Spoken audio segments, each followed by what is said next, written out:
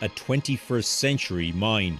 No elevator shafts, no pickaxes, just stacks and stacks of whirring computers, their overheating circuit boards naturally cooled by the chilly Canadian air.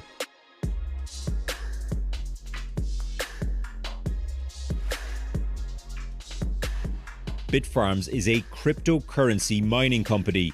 It has 5 of these sites in Quebec.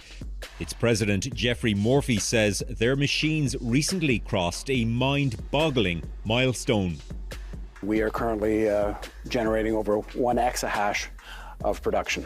1 exahash, exa being a 1 followed by 18 zeros, the number of calculations they make every second, all searching for the next hash number. The first miner to find it gets rewarded with 6.25 fresh bitcoins. Quebec has quickly become a global hub for the crypto mining industry, with around 80 companies now based in the province, all fanned by the dizzying rise in the price of Bitcoin. As Bitcoin prices started up in October of last year, from 10,000 to 12,000 to 15 to 20,000 US dollars per Bitcoin, we were ecstatic. And then when it moved through 30 and moved through 40 and moved through 50, the margins just got stronger and stronger. This modern virtual gold rush is all made possible by what is known as blockchain technology and how it organizes and secures transaction data. Unlike a conventional database, a blockchain is replicated on all users' computers across a distributed network. A series of encrypted data blocks are arranged in a sequential chain, a blockchain. A new block of data containing new transactions is added to the end of the chain every 10 minutes or so, just like new lines on a ledger. For security, you can't change the old blocks, you can only add new ones. And even more importantly, when any Bitcoin gets bought and sold, the data must be replicated on the majority of the network. That helps to prevent hacking and fraud. Miners verify the ever more complex history of transactions and get rewarded with new Bitcoins. It's a pure bubble. It has no intrinsic value. I personally think Bitcoin is a long-term hedge. If you really understand Bitcoin. Just like the Alberta oil sands, the market value of what you're digging for must outweigh the cost of mining it. Morphy says it currently costs them more than $7,000 to mine 1 coin. But there's a finite number of Bitcoins left to mine, and over time, the system makes them more and more difficult to find. A recent estimate says the industry worldwide uses as much energy as Sweden. A Cambridge University study found that more than half of the mining is powered by fossil fuels. Morphy says that is why Quebec, with its low-cost hydropower, makes greener sense. Our input in terms of electricity, our largest input, is done with renewable energy. And then our output, being heat, we're looking for value chain opportunities there where we can actually sell or use our heat as a byproduct for other businesses. One idea in the works is to invite a tomato greenhouse farm to set up right beside the Bitcoin farm. But for now, all that Bitcoin heat is going unused.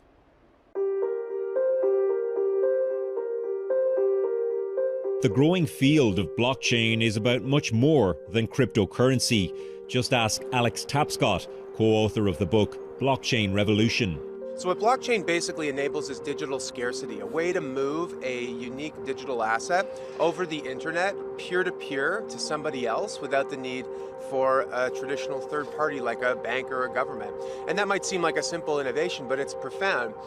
Profound because the system, by its design, will securely and automatically verify a transaction or contract. You could theoretically write a will or buy a house without a lawyer. Land title registries are very antiquated, mostly paper-based. By moving them onto a blockchain, we could have certainty that when you're buying a home, you know that the occupant is the owner, right? Put the deposit money into, a digital escrow inside of a smart contract, wait for the conditions of the transaction to clear, at which point the transaction would become irrevocable, just written in code. How about an election without an army of officials? You know, vote is an asset. When you vote once, you want to make sure you can't vote again. And so it's useful even for democracy and other government applications. There are different types of blockchains for different uses, one of the most popular being Ethereum, co-founded by Russian-Canadian Vitalik Buterin. Ethereum supports smart contracts and the Ether currency. For those who want to trade in cryptocurrencies but don't want the risk, there are so-called stablecoins, usually pegged to the US dollar, something that could benefit people in developing nations. You don't have access to a bank account, your local currency is being inflated away, you've got to deal with a corrupt government. This is a godsend, and we're starting to see it get picked up quite strongly in those parts of the world. Despite the energy being used to mine cryptocurrencies, this technology could actually be put to work in tackling climate change.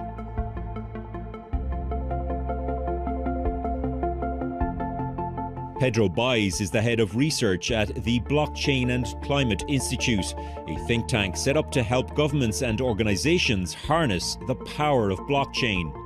We look at the financial sector as a whole and the green or sustainable financial products. By far, green bonds stand out from the crowd. And it could be one of those financial instruments that really helps to mobilize the trillions of dollars that we need to help tackle climate change. Baez says blockchain could make green bonds far more efficient and, most importantly, transparent. For example, satellites could be used to track tree planting efforts. The bond buyer and seller could instantly see the specific trees they've planted and the current size of the carbon offset, without the need for expensive site surveys. It could encourage even the smallest of farmers to get involved. Really, what we need is not just these tags or labels of green. What we need is impact. What we need is measurable action, that we say, oh yeah, we remove this amount of CO2, we remove this amount of energy consumption. A pilot project in Ecuador sells chocolate bars online. A blockchain token in the wrapper lets you help farmers plant a new cocoa tree, which you can then track online. Another green benefit of blockchain could be making power grids more efficient, where anyone with a solar panel could become a prosumer, selling energy not just to the utility, but to anyone else on the grid. Data is fundamental for this transition, and that's why there's been this rollout for smart meters. And it's amazing how people don't understand that without smart meters, we are not going to get a smart grid, and without a smart grid, we are not going to get a green, sustainable grid. I got solar panels because I had all this roof space, we have all this sun. I mean, look at this. This is fabulous. The aptly named Daniel Power joined the Brooklyn Microgrid pilot project, hoping his bookstore could go green. And so I will buy from my neighbors and that are prosumers. I might buy for myself, I don't know. But regulation has lagged behind the technology, and 3 years on, the pandemic has stalled the rollout for now.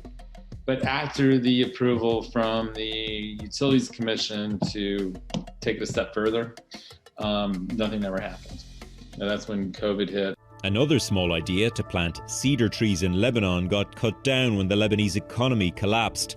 But Tapscott believes these growing pains are to be expected and can be overcome if decision makers wrap their heads around the complexities.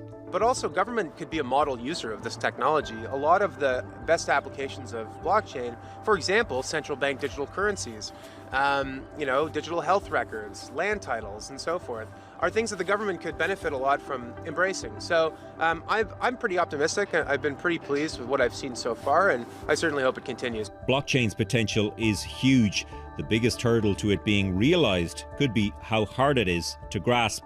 But then again, how many of us know what goes on under the hood of our car or inside our smartphone? I think blockchain is going to be a very critical technology for the future development of the world. It's not only about financing. Bitcoin is just a small function of the blockchain technology. I'm a strong believer of the blockchain technology. This is not about Bitcoin or digital currencies or crypto assets. It's the underlying blockchain technology. Now people can trust each other and they can transact with anything from money to music to votes to their identities peer-to-peer. Bitcoin is either MySpace or it's Facebook, I don't know, but blockchain is social media. So at the macro, blockchain's going nowhere, right? Like blockchain's here to stay forever, and it's a very big deal.